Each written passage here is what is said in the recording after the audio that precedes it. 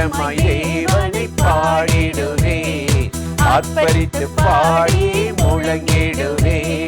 கம்பீரமாய் தேவனை பாடிடுவே, ஆர்ப்பரித்து பாடி முழங்கிடுவே. அல்லேலூயா ஓசன்னா, அல்லேலூயா ஓசன்னா, அல்லேலூயா ஓசன்னா, அல்லேலூயா ஓசன்னா.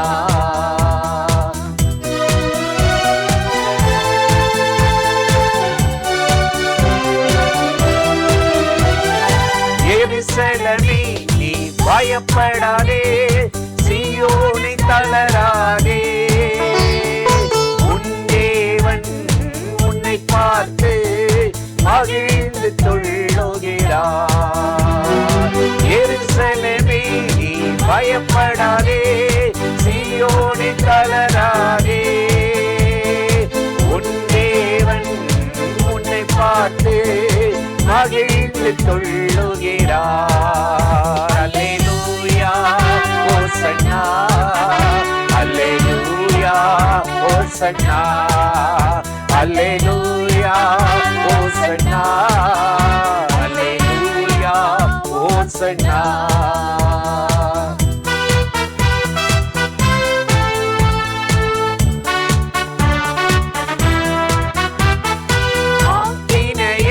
அவர் அகற்றி விட்டார், சத்துருவை துரத்தி விட்டார். ஆண்டவருன் நடுவில் உள்ளார், இனி தீங்கை காண மாட்டார். தீனையை அவர் அகற்றி விட்டார், சத்துருவை துரத்தி விட்டார். ஆண்டவருன் நடுவில் உள்ளார், இனி தீங்கை காண மாட்டார். அல்லேலூயா ஓசன்னா, அல்லேலூயா ஓசன்னா, அல்லேலூயா ஓசன்னா, அல்லேலூயா ஓசன்னா.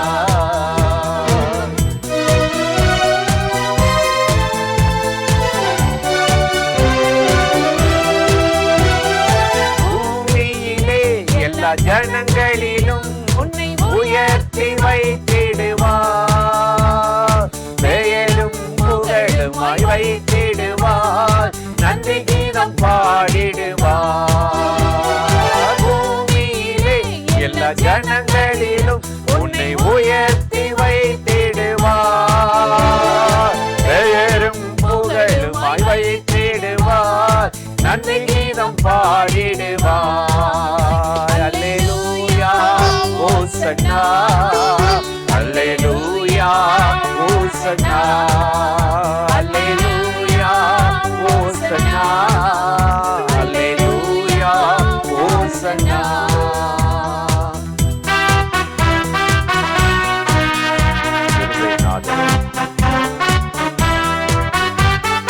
நம் இயேசு அவர் நல்லவரே, அவர் நம்மை ரட்சிப்பாரே.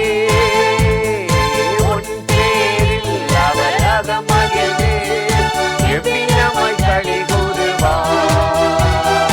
நம் இயேசு அவர் நல்லவரே, அவர் நம்மை ரட்சிப்பாரே. உன் பேரில் அவர் அகமகிழ்ந்து எவ்விதமாய் களி கூறுவார். அல்லேலூயா ஓசன்னா, அல்லேலூயா ஓசன்னா, அல்லேலூயா ஓசன்னா, அல்லேலூயா ஓசன்னா.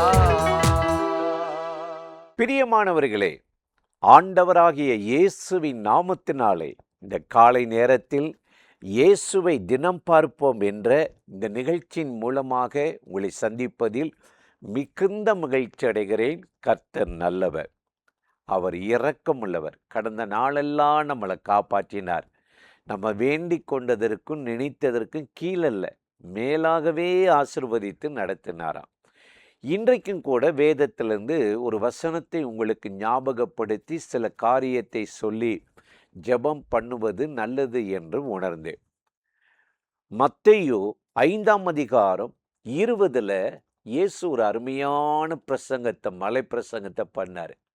இந்தியாவின் தந்தை என்று சொல்லப்படுகிற மகாத்மா காந்தியை ஒரு கேட்டாங்களா நிருபர்கள், உங்களுக்கு பைபிளை பிடிக்குமா? பிடிக்கும். எது ரொம்ப பிடிக்கும்? மலை பிரசங்கம். அந்த மலை பிரசங்கத்தில் இயேசு சொன்ன ஒரு வார்த்தை என்ன தெரியுமா? அதான் மத்தேயு 5:20. பரிசேயரிலும் வேதபாதகரிலும் சிறந்த நீதி உங்களிடத்தில் இராவிட்டால், அவர்கள் நீதியிலும் உங்கள் நீதி அதிகமாக இராவிட்டால் பரலோக ராஜ்யத்தில் பிரவேசிக்க மாட்டீர்கள் என்றார். பார்த்தீங்களா? ஏற்கனவே பரிசேயர் ஒரு நீதி வச்சிருப்பாங்க. நாங்கள் கை கழுவாமல் சாப்பிட மாட்டோம், பொழுது சாய்வதற்குள்ள யாரோடையும் நாங்கள் மனத்தாங்கள் வச்சுக்க மாட்டோம், அப்படிலாம் சில நீதி வச்சுருப்பாங்க. வேதபாதகளுடைய நீதின்னு ஒன்று இருக்கும். ஆனால் அவங்க வாரத்தில் 2 நாள் சர்ச்சுக்கு போகணும், தசம்பாகம் கொடுக்கணும், இப்படின்னு. இந்த வேதபாதகர் பரிசேயருடைய நீதியிலும் நம்ம நீதி அதிகமாக இருக்கணுமா? இன்றைக்கி நம்ம என்ன செய்கிறோன்னா, அவங்கள விட நான் நல்லா ஜெபிக்கிறேன்ல, அவங்க ஜெபமே பண்ண மாட்டாங்க, கடவுளையே நம்ப மாட்டாங்க, சர்ச்சுக்கே வர மாட்டாங்க. ஆனால் அவங்க சில நீதி செய்வோம் நமக்கு தெரியாது. நம்ம வெளித்தோற்றத்தையே பார்த்து வாழ்ந்து பழகின ஆட்கள். கர்த்தர் இருதயத்தை பார்க்கிறார். அப்போ ஆண்டவர் இன்றைக்கு நாம் வாழ்கிற இந்த உலகத்தில் நம்மை ஒரு நீதி உள்ளவர்களாக, ஒரு சந்ததியாக மாற்ற விரும்புகிறார். வெளிப்படுத்தல் 22:11 பார்த்தீங்கன்னா, அசுத்தமாக இருக்கிறவன் இன்னும் அசுத்தமாக இருக்கட்டும், பரிசுத்தம் உள்ளவன் இன்னும் பரிசுத்தமாகட்டும், நீதியுள்ளவன் இன்னும் நீதி செய்யட்டும். அப்படின்னா நான் ஜெபம் பண்ணுறேன், பைபிள் வாசிக்கிறேன், ஊழியம் பண்ணுறேன்னா இது போதாது, அதிகமாகணும், இன்னும் நெருங்கணும், இன்னும் அது மணிக்கணக்காக இருக்கட்டும். பரிசேயருடைய நீதி என்னது? வாரத்தில் 2 நாள் உபவாசிப்பானா, 10ல் ஒரு பதி கொடுப்பானா, அந்த கள்ளன் அநீதக்காரன் போல இராது பற்றி ஸ்தோத்திரம், வெளிப்பிரகாரமாக நல்லா இருப்பாங்க, ஆனால் உள்ளம் துரு இச்சையினாலும் கொள்ளையினால் நிரம்பியிருக்கு. ஆயக்காரன் தூரத்தில் நின்று பார்க்க மனமில்லாமல் பாவியன் மேல் கிருபையாயிரும்.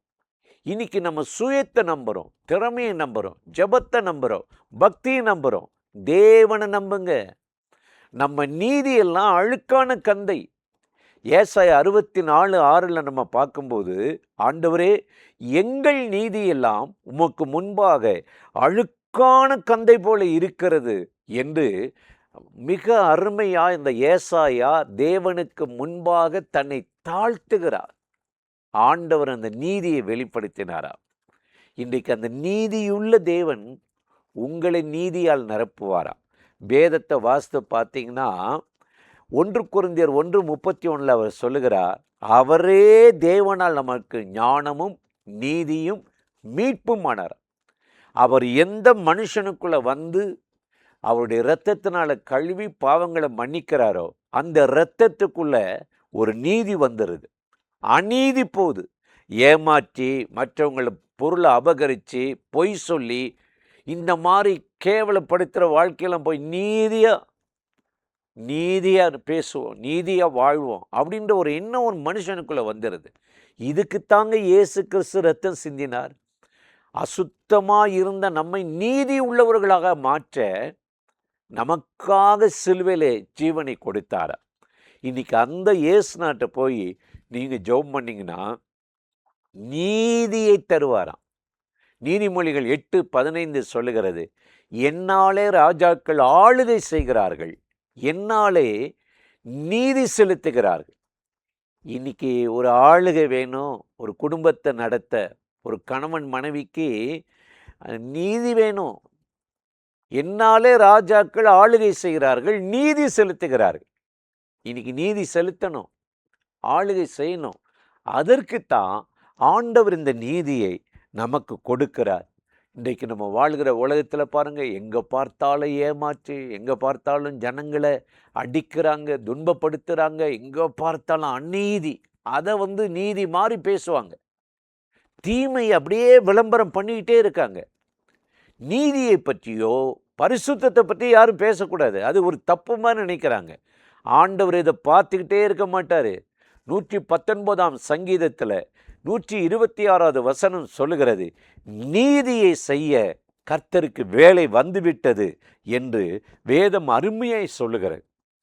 இனி ஆண்டவர் உங்களுக்கு நீதி செய்ய போகிறார். உங்கள் ஜெபங்களுக்கு எத்தனையோ மாதங்கள் வருஷங்களில் ஏறெடுத்த அந்த ஜெபத்துக்கு பதில் வராமல் இருக்கல, அதுக்கு நீதி செய்ய போகிறார்.